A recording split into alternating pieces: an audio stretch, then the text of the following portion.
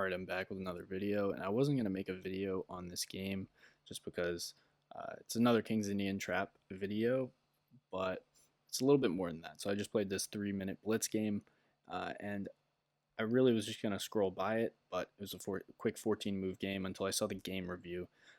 And the game review shows this special 100%, and I don't think I've had really any 100% games that are more than just a few moves where like my opponent blunders a piece in the opening or something like that. But this was 14 moves and feels a little bit more substantial. So I figured what better way to highlight this King's Indian Trap than with a clean 100% game. So let's just jump right in. We got d4. We got knight f6, pawn to c4, pawn to d6, knight c3, g6, pawn to e4, and bishop g7. This is the characteristic King's Indian defense.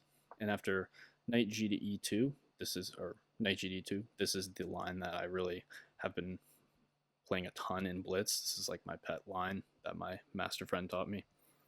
And the idea is after castle, you just go quick knight g3, and then you look for an h4, h5 push. So pawn to e5 is played, d5 just blocking the center, and black goes pawn to a5.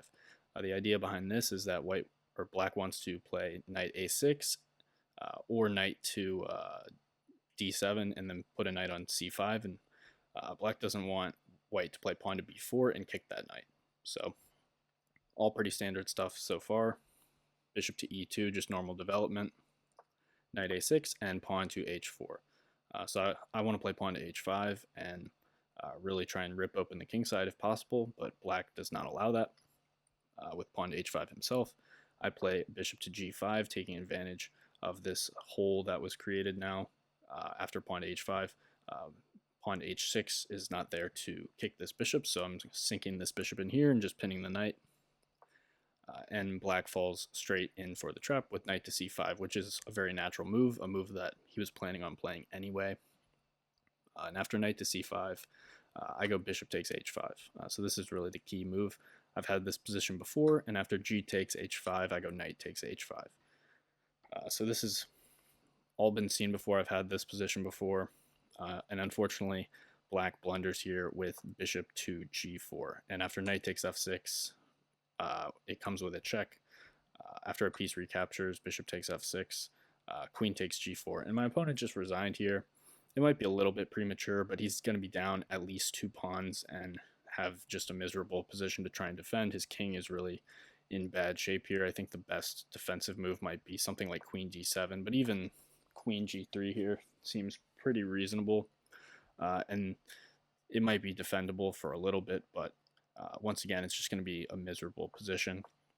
If you try something in this position after queen takes g4, if you try something like bishop takes g5, h takes g5, this h file is just going to be really, really problematic. And it's just going to be a very unpleasant position to defend. So unfortunately, after bishop takes f6, queen takes g4, my opponent just resigned. And if you try something like king to h8, you can go queen to h5, and then something like rook to h3, and then either rook g3 or rook f3 is going to be pretty deadly. So unfortunately, he just resigned there. In this position, after knight takes h5, usually the plan for white is just to play something like queen f3 and slowly build an attack and just add pressure to this pinned piece, but bishop g4 is a very tempting move, especially in a blitz or bullet game. Black blitzed it out immediately, and then unfortunately it just loses right away. So I played knight takes f6 instantly, and after the following trades, I actually had only used 8 seconds for the entire game. So my opponent probably thought I was cheating, but I've actually had this position before on multiple occasions, and this is really my pet line, so it was a cool game to highlight this opening. But that's going to be all for this video, and hopefully you find this opening trap instructive, and I will see you guys next time.